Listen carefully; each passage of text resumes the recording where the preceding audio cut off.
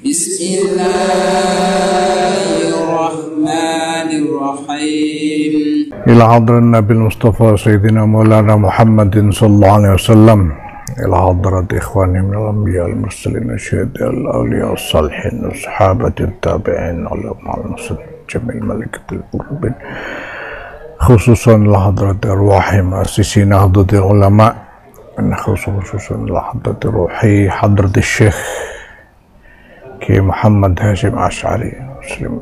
Bismillah al-Fatihah. A'udzu billahi minasyaitonir rajim. Bismillahirrahmanirrahim. Alhamdulillahirabbil alamin arrahmanir rahim.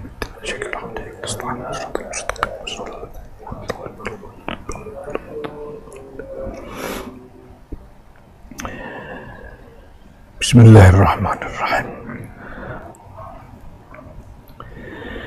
Innama yakhshallaha min ibadihil ulama. Innallaha azizun ghafur.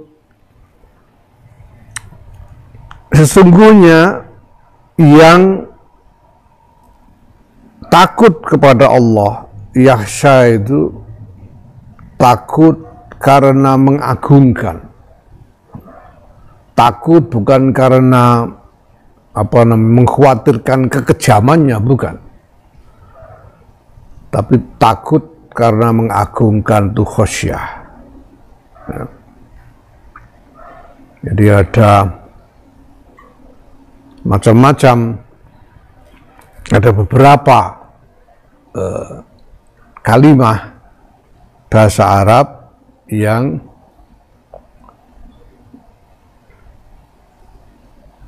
maknanya itu takut, tapi dengan nuansa yang berbeda-beda. Ya. Ada khosyah, ada khauf, ada takwa, ada ra'ab, dan lain sebagainya. Khosyah ini adalah takut karena mengagungkan. Ya, kalau khauf itu takut karena mengkhawatirkan, karena khawatir tertimpa dirinya, tertimpa sesuatu yang menyakitkan dari pihak yang ditakuti, itu khauf. Maka kita dianjurkan oleh para ulama untuk memiliki roja dan khauf. Roja itu pengharapan bahwa kita akan mendapatkan kebaikan, dan khauf khawatir bahwa kita akan ditimpa siksa, waliyadzubillah, ya, khauf, ya, dan sebagainya. Nah, yang takut kepada Allah, takut karena mengagungkan kepada Allah, min ibadihi, di antara hamba-hamba Allah itu hanya al-ulama'u, hanya para ulama. Ya. Innama ini di dalam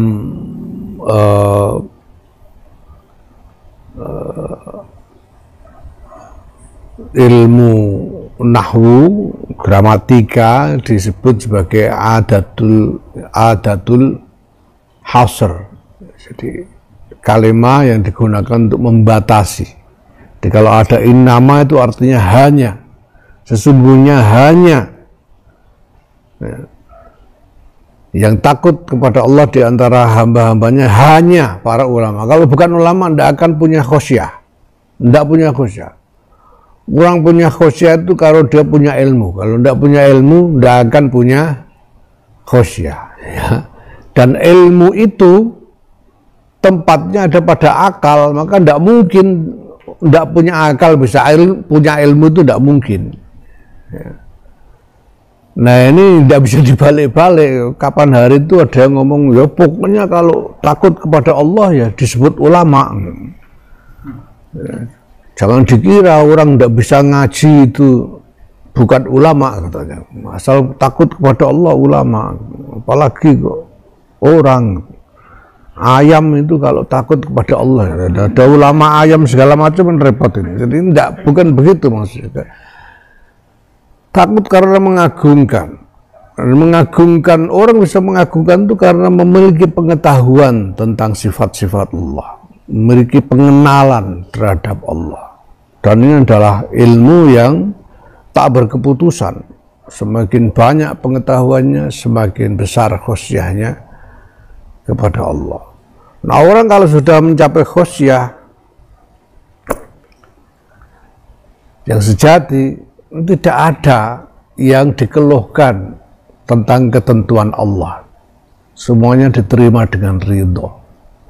Nah, maka di dalam ayat yang lain dikatakan tentang orang-orang yang mendapatkan husnul khotimah dan mendapatkan derajat yang tinggi di sisi Allah itu, radhiyallahu anhum wa radu anhu. Allah ridho kepada mereka dan mereka ridho kepada Allah.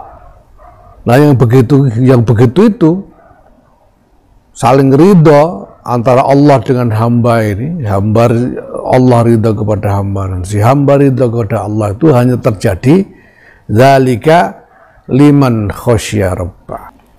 Ya. Dan Imam Abu Hamid Muhammad bin Muhammad Al-Ghazali mengatakan bahwa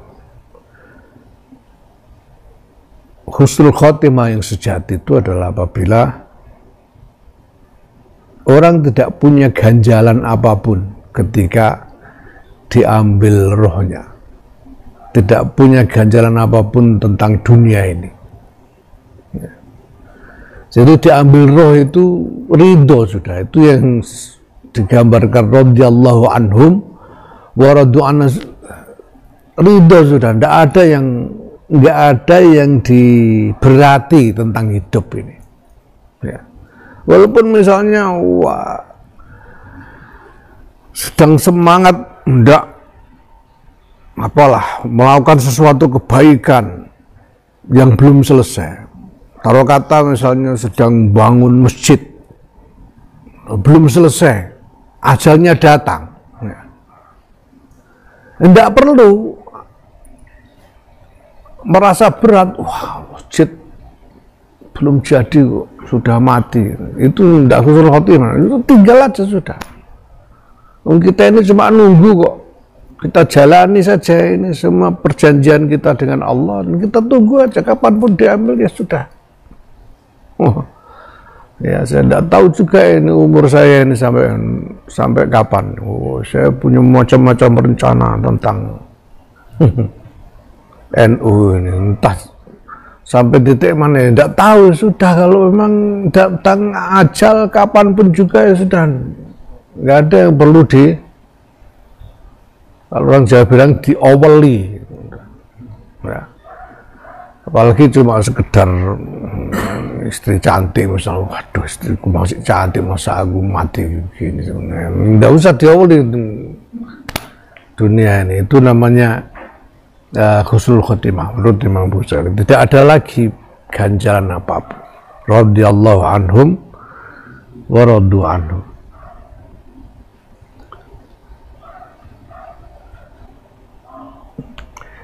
Dan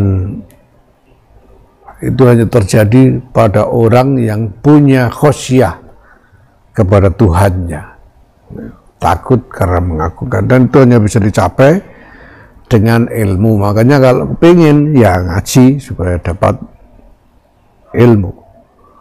Nah, ilmu yang manfaat itu ilmu yang bagaimana? Ada satu riwayat Nabi Nuh ditanya tentang ilmu yang manfaat, apa yang dimaksud ilmu yang manfaat? Nabi Nuh menjawab, ilmu yang manfaat adalah ilmu yang menambah khosyah kepada Allah Subhanahu wa taala. Itu ilmu yang manfaat.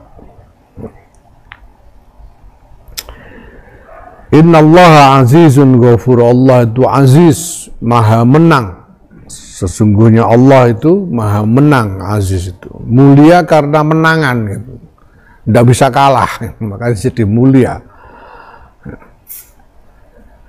Tapi juga Ghafur, maha mengampuni.